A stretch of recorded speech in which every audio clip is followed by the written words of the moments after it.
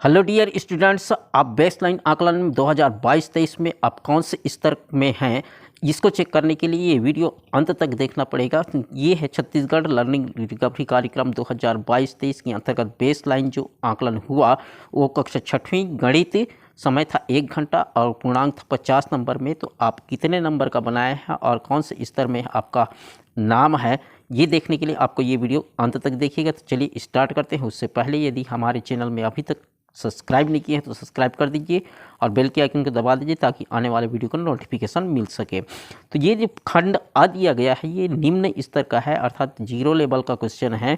तो देखिए, पहला क्वेश्चन दिया था, रिक्त स्थान को सही संख्या लिखो।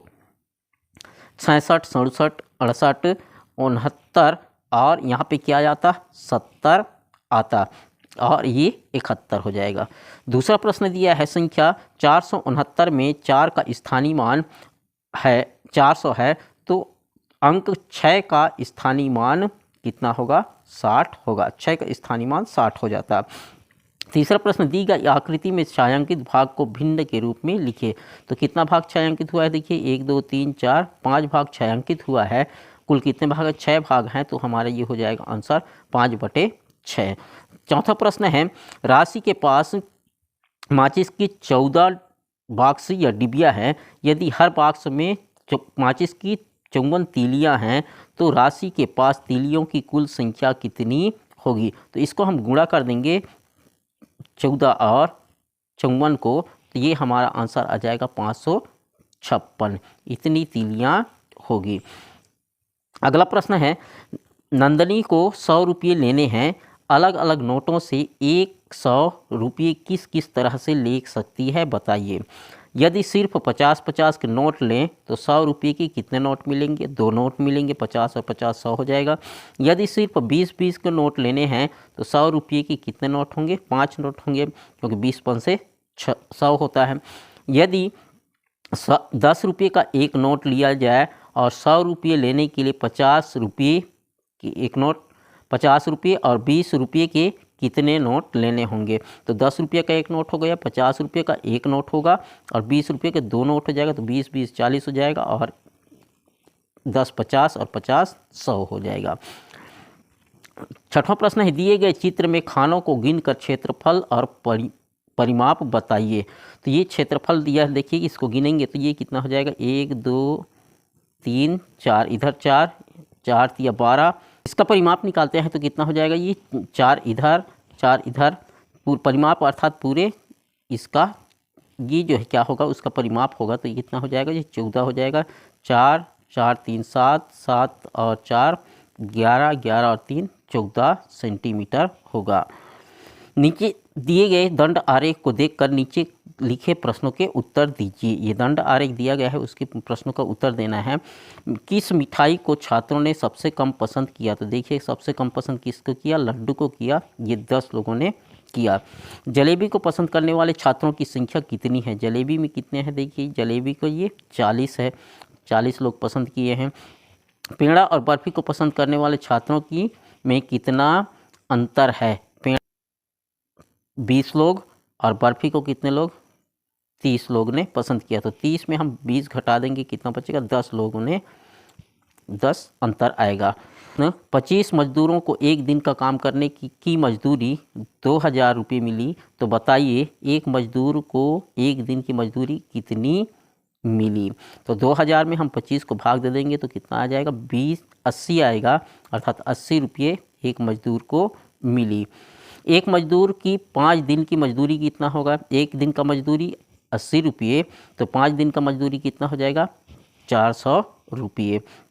उसी तरह से 4 मजदूरों को 8 दिन की मजदूरी कितनी होगी।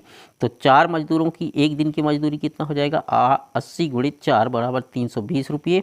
तो 8 दिन की कितना हो जाएगा, 320 गुणित 8 अर्थात 2560 रुपये होगी।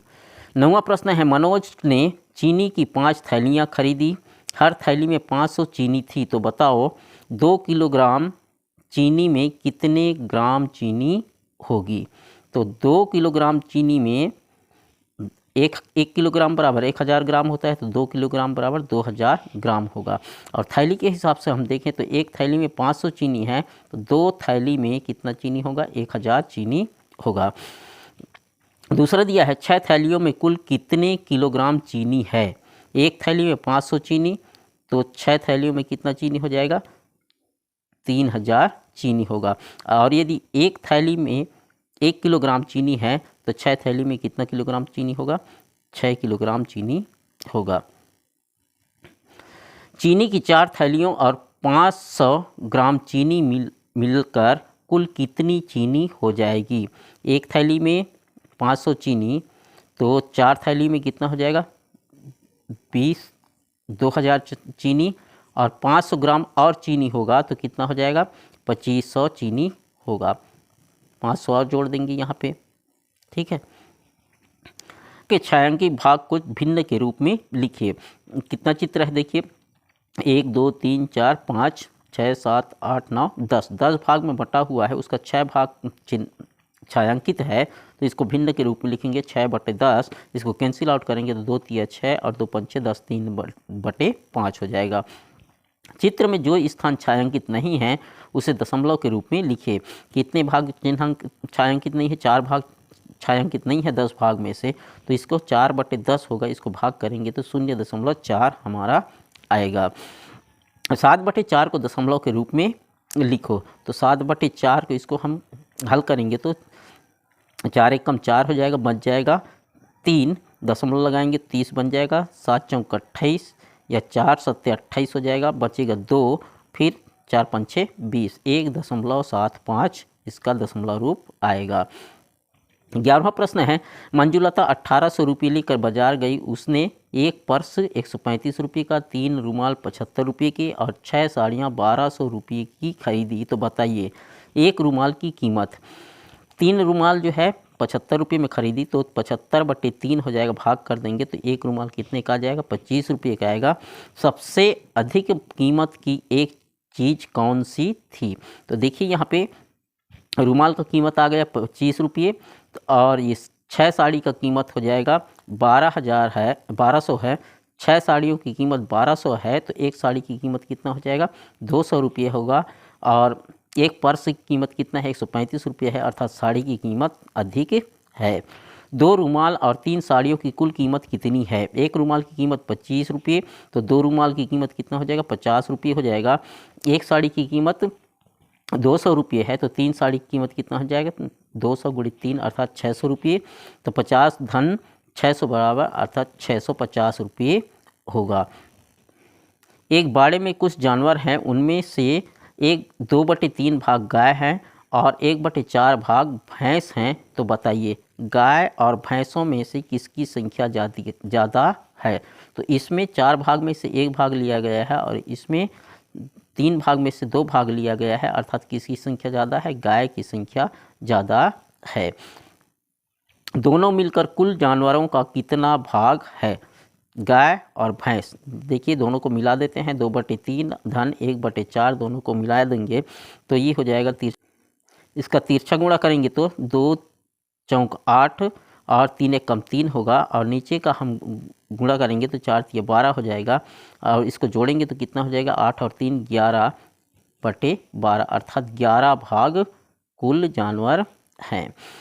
13 नंबर का प्रश्न, दी गई संख्याओं में से छांट कर लिखो। 12, 13, 14 में से कोई एक विषम संख्या लिखे। तो इसमें विषम संख्या कौन सा है, 13 विषम संख्या है। दूसरा प्रश्न दिया है 0, 2, ऋण 5 में से कोई एक प्राकृत संख्या लिखो। तो 0 तो पूर्ण संख्या है और ये ऋण 5 जो है पूर्णांक संख्या है, तो कौन सा हो जाएगा, 2 जो है प्राकृत संख्या है। तीसरा प्रश्न है 2, 4, ऋण 6, 3 और ऋण 3 को आरोही क्रम में लिखो, अर्थात बढ़ते क्रम में लिखना है। तो सबसे छोटा जो है कौन हो जाएगा, ऋण 6 सबसे छोटा हो जाएगा, उससे बड़ा ऋण 3, उससे बड़ा 1, उससे बड़ा 2 और सबसे बड़ा कौन होगा, 4 होगा। 3 और ऋण 3 के बीच का अंतर कितना है। अब ऋण 3 और 3 के बीच, 3 और ऋण 3 के बीच में अंतर करते हैं। ऋण कोष्टक में ऋण 3 तो ऋण और ऋण का क्या हो जाएगा, धन हो जाएगा। तो 3 धन 3 अर्थात 6 का अंतर है। ऋण 6 और धन 8 का योगफल, ऋण 6 धन 8 को जोड़ेंगे तो क्या हो जाएगा, देखिए धन और ऋण का गुणा ऋण हो जाएगा। यहाँ भी ऋण 6 है और ऋण 8 है, तो दोनों जुड़ जाएंगे तो 8 और 6 कितना हो जाएगा, 14 होगा, ऋण 14 आएगा।